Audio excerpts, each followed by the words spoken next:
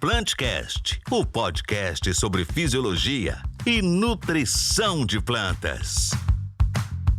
Olá, caros ouvintes. Estamos iniciando mais um episódio do Plantcast, primeiro podcast sobre nutrição e fisiologia de plantas, organizado pela empresa ICL.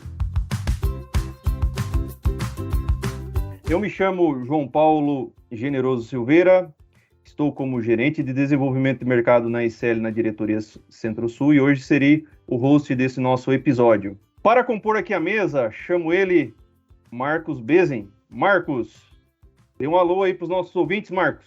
Olá, João. Olá a todos os ouvintes. É uma satisfação enorme poder estar participando desse episódio que vamos gravar hoje. Confesso que estou imensamente feliz pelo nosso convidado aí, que vai contribuir muito com todos os nossos ouvintes aí. Professor Marcelo, por gentileza, se apresenta para os nossos ouvintes. Olá a todos, olá João Paulo, olá Marcos. Para mim é um prazer muito grande também participar do podcast. Tudo é novidade para a gente sempre vai avançando nas coisas, então é muito bacana poder fazer isso, participar isso com vocês. Bom, eu sou o Marcelo Batista, né, professor aqui da Universidade Estadual de Maringá, aqui no norte do Paraná, e trabalho aí com pesquisa em fertilidade, né, em corretivos, em fertilizantes especificamente, em alguns casos, e vamos participar hoje com vocês aí para discutir um pouquinho sobre calcário. Legal, professor. O professor já está preparado aqui, já pegou o café dele, o Marcos já pegou o tererê lá no MS, e assim a gente vai, né, Marcos? Mas beleza, vamos dar o pontapé inicial nesse tema que é tão importante, e a gente trouxe aqui, né, alguns fatos e mitos sobre calagem. Professor, o que é calcário? Qual é a origem do calcário, professor? E por que a gente deve utilizá-lo? Né? Qual é a importância da utilização do calcário? E também, professor, por que devemos ter em mãos e utilizar a análise de solo, né, para recomendar da melhor forma possível o calcário? João Paulo, várias perguntas, né? Mas vamos lá. Primeira coisa, o calcário, ela é um minério que se encontra na natureza e ela tem jazidas em quase todo o Brasil. Essas jazidas podem variar em sua composição química, principalmente na relação entre cálcio e magnésio, que são dois atributos importantes do calcário. E dependendo de onde a gente se encontra no país, nós temos uma abundância de disponibilidade desses materiais, né? Em alguns casos, esses materiais podem chegar mais baratos com algumas características químicas, em outros casos pode chegar mais barato com outras características químicas. Isso vai ser importante lá na frente, quando nós vamos discutir sobre calagem propriamente dita. Então, o calcário é um minério, uma rocha. Ela pode ser de origem sedimentar ou de origem metamórfica, e isso também influencia na qualidade do calcário, né? Apesar da moagem, ela pode influenciar. Então, os calcários sedimentares tendem a ser mais reativos do que os calcários metamórficos. E esse calcário ele é extraído da natureza e finamente moído, né? E ele tem que ter algumas características para poder ser comercializado. Então, a gente vai analisar algumas características químicas e físicas desse calcário para que ele possa ser comercializado. E esse calcário que nós iremos aplicar ao solo, né, de diferentes formas, diferentes técnicas, para poder melhorar alguns atributos químicos do solo, principalmente elevar o pH do solo, porque ele é um corretivo, então ele é chamado de corretivo do solo, porque ele eleva o pH do solo, e além disso tudo ele fornece cálcio e magnésio, né, e nesse processo de alteração de pH do solo, ele muda a dinâmica de muitas coisas no solo, principalmente dos nutrientes, da atividade biológica, até mesmo da questão da agregação das partículas no solo vão ser alteradas com essa mudança de pH principalmente. Então essa reação do solo ela é alterada pela aplicação de calcário. Então assim, essa ideia de uso de calcário ela é muito importante no Brasil, porque nós temos aí o Brasil ele é quase que um continente, né? É um país continental, ele é muito grande, nós temos uma variedade muito grande de solos, indo do sul ao norte do país, né? Subindo aqui, e essa variação de solos, na sua grande maioria, proporciona a formação de solos de caráter ácido, né? São solos de uma maior acidez, de forma geral. A gente estima aí mais ou menos que 70% dos solos brasileiros têm essa reação ácida. E essa reação ácida não é um ambiente adequado para o desenvolvimento de várias culturas. Cada cultura tem uma diferença aí em relação à resposta à acidez, mas é preciso fazer calagem, geralmente, para poder aplicar esse calcário, né, e corrigir esse pH do solo, né.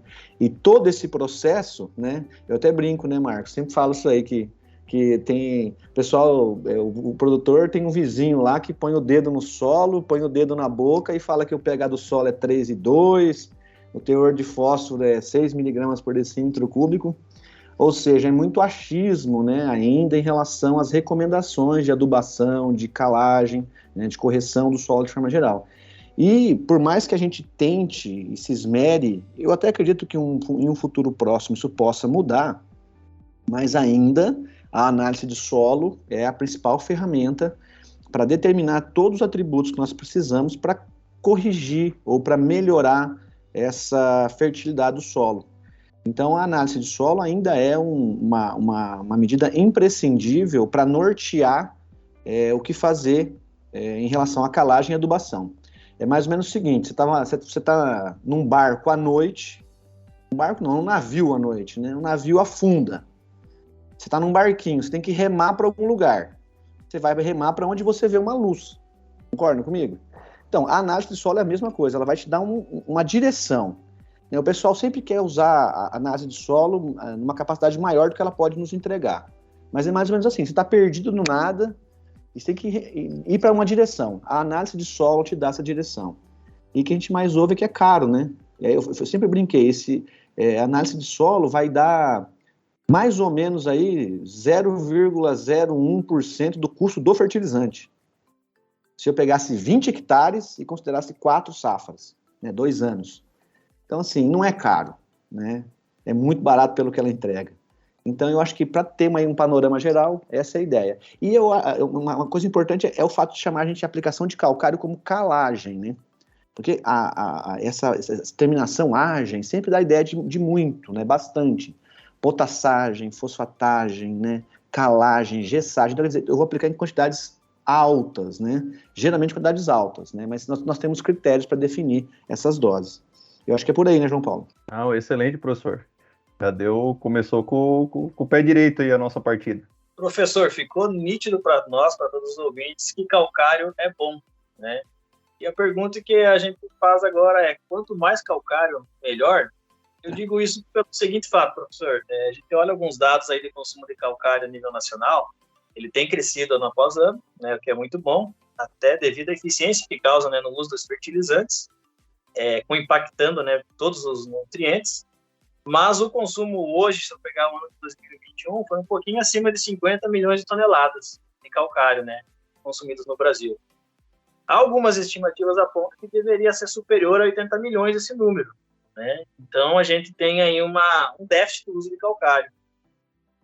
Quanto mais calcário o produtor utilizar na fazenda é melhor, é benéfico? Quais os cuidados que nós devemos ter ao posicionar aí a dose de calcário? Excelente pergunta, Marcos. Eu vou responder essa pergunta de duas formas, né? Pensando o seguinte, nós devemos usar calcário. Então, de fato, pensando do seguinte lado, nós usamos menos calcário do que nós deveríamos usar, como país. Como país, nós usamos menos calcário do que nós deveríamos usar. E o que é interessante, porque é um insumo barato, relativamente aos demais corretivos e fertilizantes, né, aos demais fatores que nós usamos, insumos que nós usamos para a produção, nós usamos, então, uma quantidade menor do que nós deveríamos usar. Isso para mim, não dá para generalizar, né? Então, assim, a gente sempre tem que tomar cuidado com as generalizações. Mas, de forma geral, o consumo, a gente olha dos produtores regionais aqui, em outros lugares do país, eles tendem a usar menos calcário do que deveria ser usado. Então, há um esquecimento dos produtores em relação a isso. O cara passa lá 5, 6, 7, 10, 15 anos sem aplicar calcário, tá? Então, isso é péssimo. Compra um fertilizante top de linha, uma Ferrari, e coloca numa pista ruim, né? Então, pega um baita de um fertilizante e põe num solo ácido. Então, não faz sentido, né? Então, um uso inadequado. Agora, e tem a outra resposta, Marcos, seria a seguinte, bom, mas se ele é bom, eu vou usar ele, quanto mais melhor, ele é barato, vou aplicar um caminhão de calcário aí, né, exceder esses valores. Bom, essa afirmação também não é uma afirmação adequada, por quê? Porque o uso em doses elevadas, ela pode levar a distúrbios. E dependendo da forma como você usa esse calcário, esses distúrbios são mais evidentes e mais rápidos.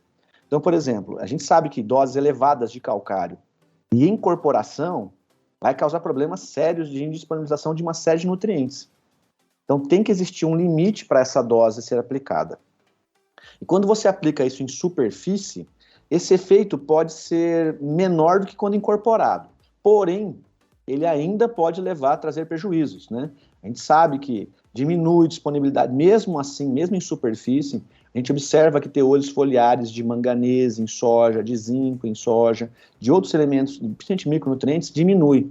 E esse efeito excessivo de cálcio e magnésio, essa dose elevada de cálcio e magnésio, também traria distúrbios nessas relações com outros nutrientes catiônicos, principalmente o potássio, né? Então, são duas respostas importantes, né? Nós deveríamos usar com mais frequência, porém, já que é bom, vamos usar bastante, não é uma boa saída, porque você pode levar alguns distúrbios, alguns desequilíbrios, né, causados por essa reação do calcário. O que nós temos que lembrar é que o calcário não vai simplesmente... Muitos produtores, né, Marcos e Paulo, eles pensam que o calcário... Eles lembram muito do calcário em relação ao cálcio e o magnésio. Mas o pessoal tem que entender que para essa reação de liberação de cálcio e magnésio, outra reação está acontecendo, que está liberando hidroxila e está aumentando o pH do solo. Então, o problema está associado tanto a essa elevação excessiva do pH do solo, que tem limites para isso, né? Mas também associado a essa liberação excessiva, vamos dizer assim, né, de cálcio e magnésio, que são elementos catiônicos que vão competir fortemente com o potássio, dependendo da situação, e que essa reação pode também alterar essa disponibilidade de nutrientes. Quem sofre mais? Os micronutrientes, metálicos principalmente, e também fósforo, eventualmente. Quando a gente conhece aquele clássico gráfico de relação pH e disponibilidade de nutrientes, né? E a gente lembra que o fósforo ele tem um pico, né? Próximo de 6, 6,5 pH em água, né? E que depois ele volta a cair. Essa voltar a cair no Brasil não é uma coisa muito comum, mas poderia acontecer em casos de supercalagem, que é o termo que a gente usa. Então, assim, a dose é um fator importante. Mas a terceira resposta em relação a isso é o seguinte: a dose é uma questão econômica. Então, assim, existe uma dose que te proporciona o maior ganho econômico. A gente gosta de produzir soja, gosta de produzir milho, trigo, café, o que for. Mas a gente gosta de receber mais dinheiro por isso. Então, qual é a dose que eu consigo colocar que eu tenha a maior margem de ganho? Tá? Então, nesse cômputo da calagem, a gente tem que considerar aí 3, 4, 5 anos para poder rentabilizar isso, para dizer assim, olha, eu consegui ganhar durante 3, 4, 5 anos com essa calagem. Então não dá para contabilizar isso tudo num ano também não, que senão o cara vai ficar preocupado, né? Mas acho que é importante. Então, nesse panorama, então, Marcos, eu acho que essas duas respostas são importantes, né? Em relação ao uso, né? O uso tem que ter um limite, mas que, de forma geral, né, pensando em Brasil, essa calagem tem sido subutilizada, né? Doses menores. E até vou acrescentar uma pimentinha aqui, Marcos, porque é o seguinte: muitas vezes essas doses não adequadas, principalmente de subdose, né, está associada a cálculos errados, né? As pessoas às vezes medem as coisas erradas, consideram o PRNT lá de 100, aí na verdade era 85, aí o cara vendeu por 85, mas era 45, que aconteceu uma vez no Pará. Eu visitei uma área e o produtor falou que tinha conseguido, ele aplicou tantos toneladas de calcário, e faz tanto tempo, e ele estava com uma análise de solo, falou, puxa, mas o pH não subiu. Eu falei, não, você não aplicou calcário aqui, não é possível. E vai daqui, vai de lá, aí tinha a pilha de calcário lá, eu trouxe o calcário para Maringá aqui e fui analisar. Ele foi vendido a 85% de PRNT, tinha 45% mais ou menos. Então, assim, é quase o dobro, né? Então, aplicou metade da dose. Então, essas questões de qualidade e de cálculo são importantes, né? Porque o PRNT vai interferir inversamente proporcional à dose, e a CTC é diretamente proporcional à dose. Então, nós temos que quantificar muito bem esses fatores. Perfeito, professor. Nessa nossa busca aí por dar um pontapé no alumínio, digamos assim, dos nossos sistemas produtivos, né? Alguns cuidados aí devem ser levados em consideração. Professor, perfeito. Tem um ponto que o professor trouxe aqui, e tenho certeza que nossos ouvintes aqui ficaram bem antenados, né? Que é o ganhar mais por quantia, né, de calcário aplicado, né? A gente ser mais assertivo, né, na quantia do calcário, a atender as demandas do nosso solo mediante análise de solo. E diante disso, professor, né, indo em linha aí com recomendação de calcário, qual que é o cenário atual sobre a questão de recomendação do calcário? Quais são as alternativas que a gente tem para recomendar? E se o professor teria alguma perspectiva futura, professor, em relação a esse tema? Bom, nós temos hoje uma série de formas de recomendação de calcário, né? Algumas não são tão praticáveis, outras bem mais praticáveis. Então, por exemplo, existe uma metodologia de incubação. Você pega o teu solo e faz vasos lá e incuba com quantidades crescentes de calcário. Aí você vai dizer qual é a melhor dose para o seu solo especificamente. Só que tem uma série de problemas, né? Porque você alterou o solo, levou para uma condição de casa de vegetação e coisas do tipo, mas é uma opção, né? Você está trabalhando especificamente com o seu solo. Na prática, o que mais nós temos usado, pegando do sul para o norte aí, né? No Rio Grande do Sul e Santa Catarina, o uso mais comum é o pH de referência, né? Usando o pH SMP, que é uma técnica que foi desenvolvida especificamente para recomendar calagem, né, por um grupo de pesquisadores americanos, e aí isso veio para o Brasil, o pessoal aclimatou, vamos dizer assim, essa recomendação. É uma boa recomendação do ponto de vista metodológico. Nós temos, subindo agora, Paraná, São Paulo, MS, o pessoal usa muito mais aí a saturação por bases, né? Então, a partir de... Qual que é o princípio associado disso, né? Quando você aumenta a saturação por bases, você aumenta o pH do solo. Então, se eu sei qual é o pH do solo adequado para a lavoura que eu quero desenvolver, eu jogo esse V% para esse valor. Eu consigo atingir esses valores. Então, assim, também é um modelo elegante para resolver um problema de uma forma um pouco simples, né? Boa. E, com certeza, é uma das metodologias mais usadas no Brasil. Então, ela tem vantagens e desvantagens, mas ela é muito efetiva e funciona super bem. E o terceiro, mais comum, é aquele que visa eliminar a acidez trocável, né, que é o alumínio trocável, ou fornecer cálcio e magnésio adequado para as culturas.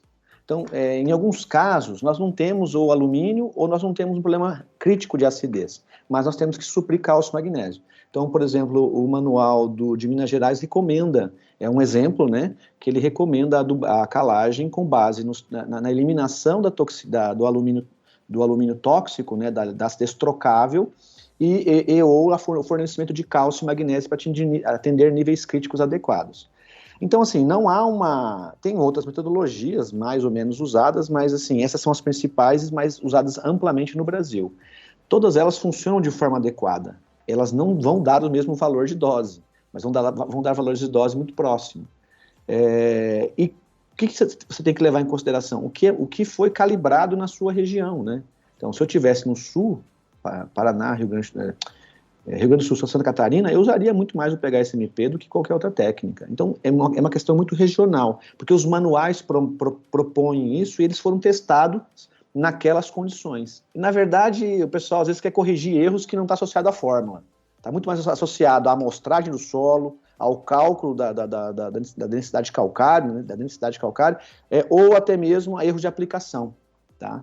Então, assim, a fórmula por si só, ela atende muito bem e resolve muito bem os problemas. Então, assim, o Marcos até me relembrou um tempo atrás aí, né? O feijão com arroz bem feitinho ainda funciona super bem. Né? Então tem que a questão toda é fazer uma boa análise do solo, fazer um bom cálculo matemático sobre a dose e entregar o calcário correto, na dose correta, na época correta e assim por diante. tá? Então falta um pouco, às vezes, de capricho. Os produtores, às vezes falam assim, eu joguei o calcário tal. Você jogou mesmo, porque você não caprichou, né? Tem que caprichar. A aplicação é uma coisa, jogar é outra. Então tem que aplicar, né? Caprichar. Principalmente em plantio direto, onde você não há o revolvimento, principalmente, né? Então você pode levar uma maior heterogeneidade da aplicação do que uma homogeneidade. Isso é ruim, tá? Então a aplicação é uma questão muito importante também na calagem. Acontece, né, professor, fazer a recomendação do V% de 70, né, o produtor esperar que vai aumentar em meses subsequentes de V%, mas aumentou um pouquinho no vizinho, né, lá no vizinho, 40%, V%. Aplicação mal feita, né, Marquinhos? Aplicação, perfeito. Legal, professor. E, professor, e aí, então, eu vou lá definir a quantia, aí vem a pergunta, incorporam ou não incorporam? Isso é uma alternativa ou é um retrocesso à incorporação, né? E aí eu pediria também, professor, se possível, também explorar um pouquinho da dinâmica da correção sobre o sistema plantio direto também, professor, porque é uma prática bem aplicada hoje, né? Então, João Paulo, é o seguinte, a incorporação de calcário, ela é uma decisão complexa, não é uma decisão fácil de ser tomada.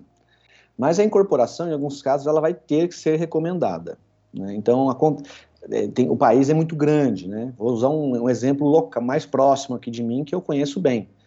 Bom, no meu mestrado, eu trabalhei com toxidez de alumínio, eu ia buscar solo em Mangueirinha, aqui perto de Pato Branco, aquela região ali. Tem alumínio, dá com rodo ali, né? Então, é o seguinte, durante o processo de transição do sistema de preparo convencional para o sistema de plantio direto, por questões financeiras, por questões de falta de conhecimento técnico, muitas dessas pessoas entraram no sistema sem fazer uma boa calagem. Então, no sistema de plantio direto, nós temos um gradiente muito claro, né? Para todos os nutrientes, a gente percebe esse gradiente. Nutrientes, matéria orgânica, pH, vários atributos diminuem em profundidade de forma geral, né? Alguns de forma diferente, o sulfato, né? O borato, o ácido bórico, né? O fato, eles vão ter uma dinâmica um pouco diferente, o nitrato e tudo mais. Mas, de forma geral, a gente observa uma diminuição dos teores de nutriente em profundidade. E esse gradiente, imagina o seguinte, a raiz está crescendo 1 centímetro, ela acessa um novo ambiente químico. Ela cresceu mais 1 centímetro, ela acessou um novo ambiente químico, tá?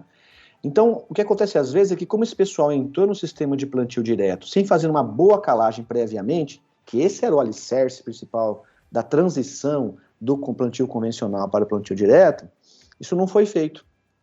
O que acontece daí? Eu tenho um gradiente muito gritante, muito diferente, em que eu tenho um pH próximo de adequado na camada de 0 a 10 e um ambiente tóxico, às vezes, em alumínio, em pH excessivamente baixo, na camada de 10 a 20, e assim por diante, 20 a 40, né?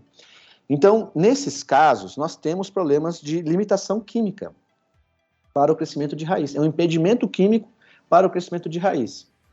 E nessas situações, nós teríamos que incorporar calcário. Então, assim, pensando em plantio direto, tá? Pensando em plantio direto. Então, nós teríamos que ter gatilhos, né, números, para que nós pudéssemos passar para os técnicos do seguinte, ó, nessa situação, o Adilson da Embrapa, ele usa um termo interessante, ele fala resetar o plantio direto, né? O Adilson diz assim, ó, você vai ter que resetar o plantio direto. Por que resetar? Porque vai ter que começar de novo, do zero, né? Você vai ter que revolver. Então, hoje em dia, a gente tem essa preocupação, né? Os mais novos não devem lembrar, mas o plantio direto salvou aí a agricultura do ponto de vista de erosão, tá? Vocês não devem lembrar disso, né? Eu lembro disso. É a erosão que era o problema. Então, nós mudamos o sistema para poder garantir que o solo continuasse fértil, porque senão estava indo tudo para o Rio Paraná, para a Argentina, para o Uruguai, os fertilizantes que a gente aplicava aqui no continente, né? Então, não faz sentido. Então, não podemos esquecer disso. Então, nessa situação, nós temos que incorporar. Existem algumas recomendações para essa incorporação. Eu vou dizer uma só, né? No manual do Rio Grande do Sul e Santa Catarina, eles dizem o seguinte, ó, se na camada de 10 a 20 a saturação por alumínio for maior que 30 e o pH em água menor que 5,5, você aplica o calcário e incorpora, tá? Então, essa que é a questão principal. Só que é o seguinte, o pH do Rio Grande do Sul é medido em água, em uma relação 1 para 1. Então, cuidado com isso, né? E a saturação para alumínio é 30%. Aí, assim, isso é um número. Eu acho que 30% é um valor muito alto, porque 20% já é tóxico, né? O nível crítico para alumínio, de forma geral, no Brasil, é 20%. Então, mas é um valor, né, marcante. Existem outras recomendações, para o MS, por exemplo, salvo o melhor juízo, era algo em torno do seguinte, V% menor que 45% no 0 a 20, você incorpora, tá? Então, é uma outra recomendação. Agora, existem situações em que o calcário tem que ser incorporado. Por exemplo, obviamente, áreas de abertura, né? Áreas de reforma, muita área saindo de pasto para soja, muita área saindo de cana para soja, aí a calagem deve ser aplicada e incorporada. Mas no plantio direto, que não tem essas características, a incorporação de calcário, ela é temerária e ela traz prejuízos, né? Eu até gostaria de depois ouvir o Marquinhos comentar um pouco sobre isso, porque foi a tese dele, foi sobre isso. Se eu aplicar calcário e incorporar, e se eu aplicar calcário em superfície, qual que eu ganho, eu perco dinheiro, eu produzo mais, eu produzo menos. Então o Marquinhos vai responder essa questão depois. Então, assim, eu acho que isso é um problema, você tem que tomar essa decisão. E algumas consultorias, de forma geral, como o pessoal faz calagem a cada 10, 15 anos, aí quer chegar e revirar o mundo, né? E a gente tem que lembrar que o custo energético, o custo financeiro para você incorporar calcário é muito grande, né? Não é barato, né? E o pessoal está pedindo para incorporar profundidades maiores que 20, ou seja, o trator é um monstro, o implemento é um monstro, né? E o diesel também não está barato. Então, a decisão técnica para isso deve levar em considerações parâmetros técnicos, né? Não é chegar lá e falar, não, você vai aplicar e incorporar. Porque se você fizer isso sempre, você vai perder dinheiro e vai perder tempo e vai perder produção também, que é o que o Marcos vai explicar melhor agora. Ajuda aí, Marquinhos. E responsabilidade, hein, professor? Muito obrigado pela oportunidade de lembrar, a gente construiu junto, né? Mas é um ponto de atenção mesmo, sabe? Compartilhar com vocês, por exemplo, um pouquinho das nossas experiências, né? Quando a gente considera um cultivo só, né? Por exemplo, se incorporou calcário, semeou aí um trigo e depois um milho safra. O milho safra produziu mais, né? Aí você pensa por quê? Poxa, incorporar é benéfico. Aí você olha para a componente da planta, olha para o aspecto nutricional, o que teve correlação com o rendimento foi enxofre e nitrogênio. Por quê? São nutrientes que predominam na forma orgânica. Ao você incorporar, você acentua a disponibilidade desses nutrientes, né? Aumentou o teor na folha, teve essa relação com o rendimento.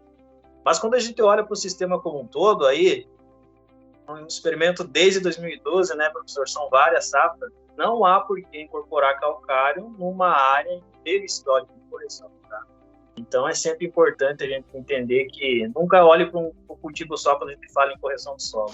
A calagem ele persiste, é duradouro, a gente tem que olhar para um maior número de safras. Aí, outro ponto importante também, né, professor, quando a gente entra nesse ponto, é até que ponto que eu vou levar o V%, né? Vou levar para 120, para 90.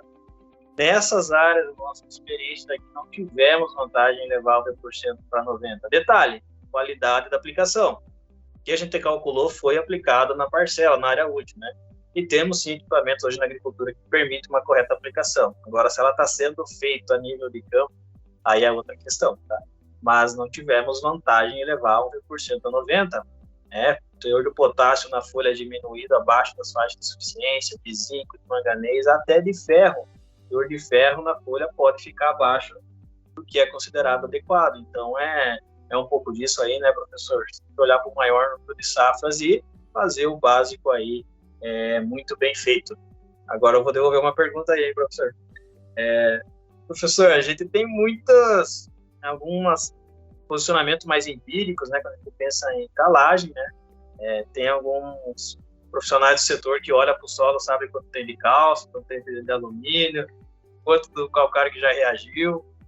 E há alguns posicionamentos aí que a gente ouve, o calcário escuro é melhor, tá? Eu já participei de conversas assim que eu vou aplicar o escuro é melhor. Aí a pergunta para deixar bem claro para nossos ouvintes, calcário escuro é o melhor? Eu posso escolher um calcário simplesmente pela cor? Ou o que eu posso estar considerando, o que o nosso ouvinte pode estar considerando para ter, né, acessar um calcário de boa qualidade aí? Marquinhos, excelente pergunta. Mas vamos lá.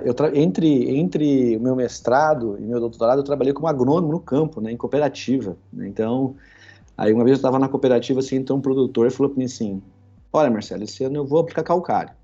Quer dizer, ele já tomou a primeira decisão. Ele disse que ele ia aplicar, sabia se precisava ou não. Depois, a segunda questão, ele falou assim, ó, eu vou aplicar 2 toneladas por hectare. Quer dizer, ele tomou a segunda decisão, que era a dose, né? Sem precisar de analisar nada. E a terceira questão, assim, eu vou aplicar do preto, porque do preto é melhor, do calcário preto, né? Então, quer dizer, eu falei, ó, o senhor não precisa de mim, o senhor precisa de um padre para benzer a sua aplicação, lá tá tudo certo, né? Mas vamos lá, o que acontece é o seguinte, existe sim algumas questões relacionadas à cor. A cor não é um bom indicador de qualidade do calcário. Existem calcários, porque a gente admite, alguns técnicos, a grande maioria dos técnicos admite que os calcários pretos são calcários calcíticos, né? E existem calcários cor-de-rosa até. Não tem nada a ver. Então tem calcário... E tem calcário que é branco e também é calcítico, tá? Então já visitei algumas minas de calcário no Brasil e eu pergunto isso. Eu falo, não, tem calcários que são de cor mais clara ou de mais escura e que não correspondem ao fato de ser dolomítico ou calcítico, tá? Então, tem até, como eu já disse para você, tem até calcário cor-de-rosa. Então, a cor não é um parâmetro para a escolha de calcário. Então, o que vai decidir? Então, como eu disse no começo da nossa entrevista aqui, do nosso podcast, eu falei o seguinte, ó, existem parâmetros técnicos para o calcário, que é uma questão interessantíssima, porque a gente compra calcário por tonelada. Não é isso? Só que cada tonelada tem uma capacidade diferente de reagir e vai te entregar uma quantidade diferente de cálcio e magnésio. E ele pode reagir mais rápido ou mais lento, dependendo dos atributos físicos desse calcário e da origem dele. Então, olha que interessante. Se a cor definisse todos esses parâmetros, seria interessante, mas não é o caso. Tá? Então, a calagem deve levar em consideração... Primeiro, tem que levar em consideração, você vai ter que definir a dose que você vai aplicar. A partir da dose que você vai aplicar, você tem que definir qual é o tipo de calcário que você vai aplicar. Por quê? Porque nós temos que lembrar que cálcio e magnésio são macronutrientes, né? Então, existe uma possibilidade de resolver esse problema. Não existe muito no mercado fertilizantes à base de magnésio. E os que existem são mais caros. Então, a forma mais a base de cálcio, nós temos uma ampla gama de opção, né? Até o gesso poderia ser uma fonte de cálcio. Então, pensando em calagem, muitos manuais levam em consideração o teor de magnésio no solo. Então, no Paraná, por exemplo, se o teor de magnésio do solo for menor do que 1 centimol de carga por decímetro cúbico, que é o nível crítico, eu tenho que usar calcário dolomítico. Então, o que isso quer dizer? Nós temos, na legislação, 3 classificações de calcário. Calcário calcítico, teor de óxido de magnésio menor que 5%, o magnesiano, entre 5% e 12% de óxido de magnésio, e o dolomítico, maior que 12% de óxido de magnésio. Então, quando eu tenho um teor baixo de magnésio, eu tenho que optar por calcário dolomítico. E quando eu tenho um teor maior, professor, aí você pode optar por qualquer um. Porque o teu problema não vai ser o magnésio em si, mas é muito mais uma preocupação com relação ao pH do solo e à toxicidade eventualmente de um alumínio, né? Então, essa é a principal forma. Existem recomendações também, né, Marcos, que levam em consideração saturação de cálcio, relação cálcio-magnésio. Isso, de forma geral, é interessante, nós poderíamos almejar isso, mas não é o norteador. Não é o norteador. E outra, a reação do calcário leva quanto tempo? Se eu incorporar em condições ideais, 3 meses. Se eu não incorporar, nós já medimos também, né, Marcos, aqui, vai levar lá de 12, 18 meses, 24 meses para reagir todo o calcário, dependendo da dose que você aplica. Então, essa dinâmica eu não vou ter a análise de solo é uma foto, né, ao longo do tempo, né? Eu tirei uma foto aqui. Então, nesse momento, está assim meu solo. Que daqui 3 meses, se tiver calcário, ele está reagindo ainda. Então, muda a reação. Mas, de forma geral, para decidir qual tipo de calcário, eu tenho que levar em consideração teores no solo de cálcio e magnésio, né? E, a partir daí, optar pelo calcário mais adequado. Para complementar e para encerrar aqui, Marcos, nós sabemos muito bem, né, que se for usar gesso agrícola na forma de gessagem, você deve usar calcário dolomítico, tá? Recentemente, aqui numa região próxima aqui da nossa, teve um produtor, por uma consultoria, que aplicou calcário calcítico e gesso agrícola ainda. No primeiro ano, show de bola, que demora para reagir um pouco, né? O calcário.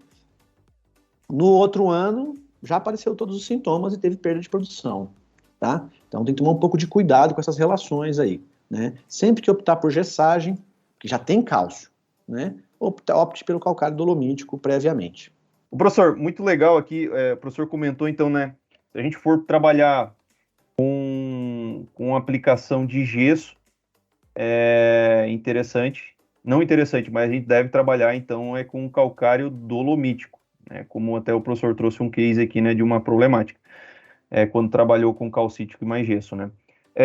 Indo em linha, professor, a aplicação de calcário e gesso, a aplicação simultânea pode prejudicar a correção da acidez do solo?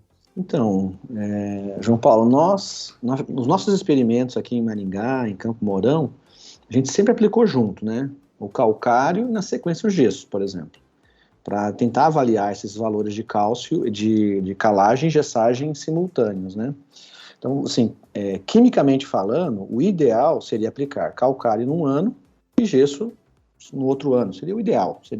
Eu daria tempo para o calcário reagir, começar a reação dele, quase que totalizar essa reação, e depois entrar com o gesso agrícola complementando esse efeito. Mas assim, eu não vejo problema, essa é a minha opinião, da aplicação em conjunto de calcário e gesso. Em que condições que eu não faria calcário e gesso junto? Quando o V% do solo é muito baixo. Quando o V% for muito baixo, a tua prioridade é a calagem. Então eu não vou querer misturar calcário com gesso nessa situação. Eu quero que ele foque, que eu reaja, que eu consiga reagir esse calcário. Por quê? Quimicamente, o gesso é mais solúvel do que o calcário. Então, como ele é mais solúvel, e quando você satura esse meio com cálcio do gesso, por exemplo, você poderia retardar essa reação do calcário. Apesar de a gente não perceber isso nos nossos experimentos, né, Marcos? Quando a gente aplicava junto, a gente não via nenhum retardamento da reação do calcário em condições de campo mesmo. Então, a gente aplicava doses altíssimas, né? Tanto na tese do Marcos, quanto na tese do Minato, a gente aplicou doses altas de calcário e doses altas de gesso, né? E a gente não observava esse retardamento a nível de campo, né, no campo, esse problema. Então, assim, a minha opinião, tecnicamente, o ideal seria fazer calcário num ano, gesso no outro.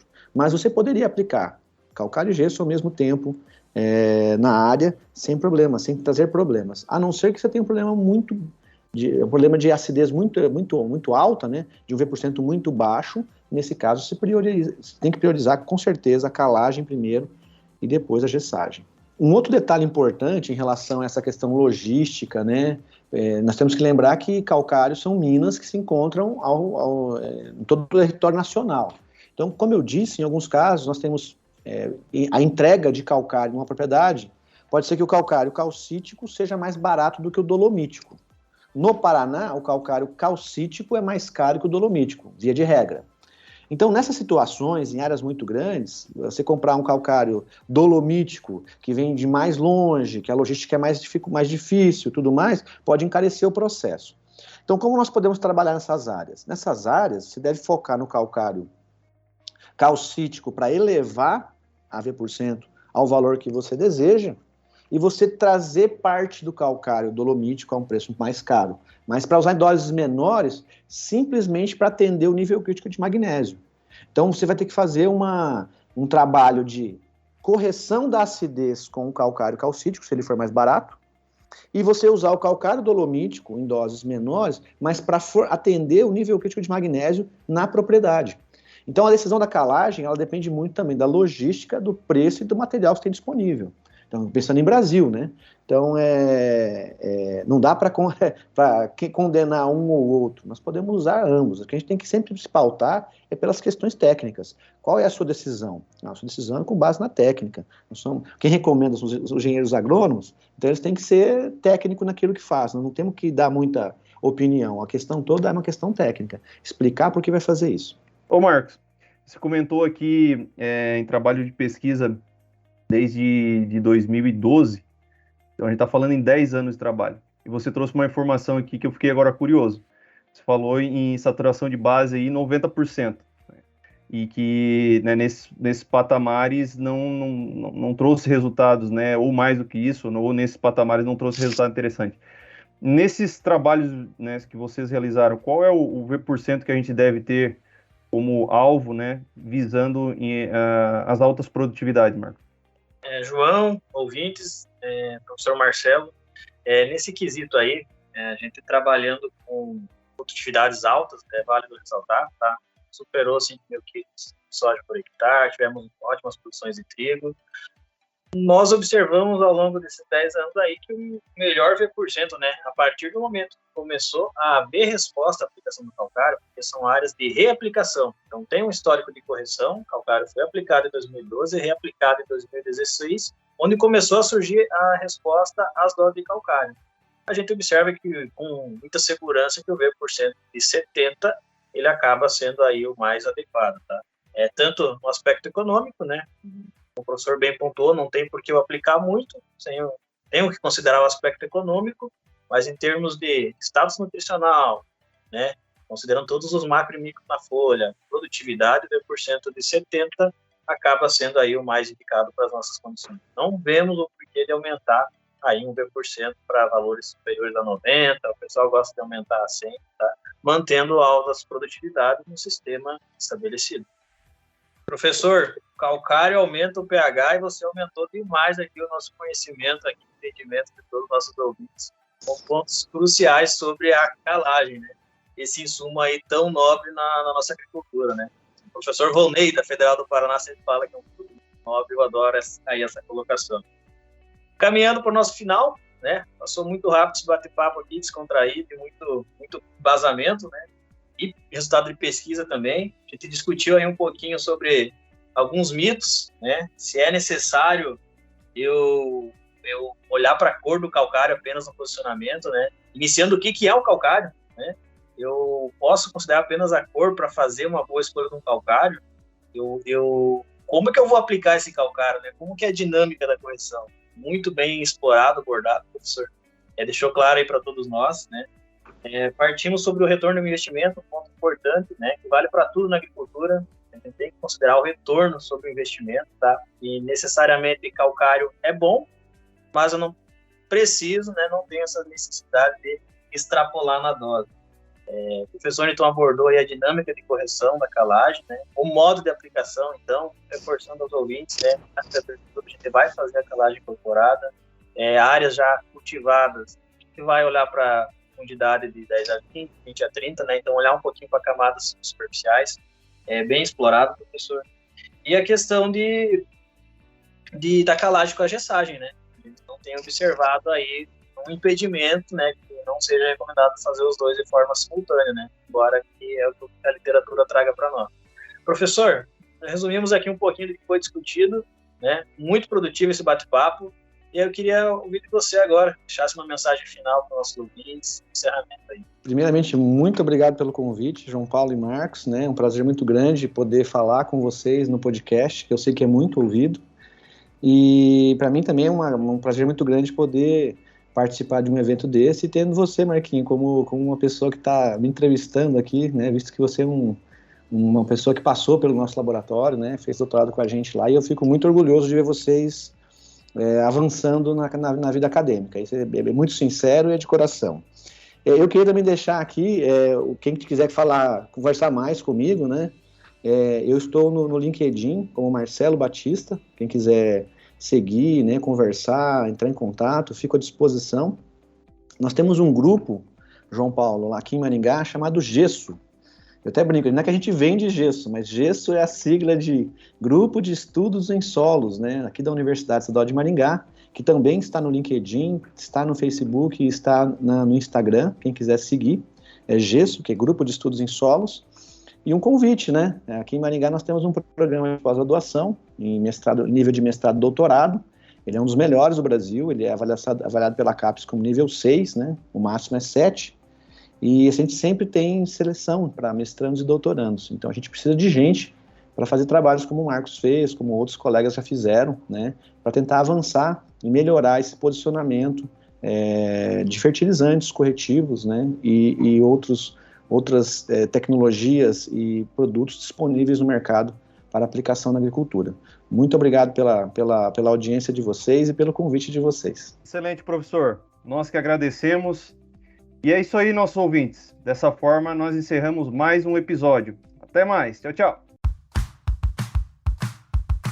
O Plantcast é uma produção da ICL. Impacto para um futuro sustentável.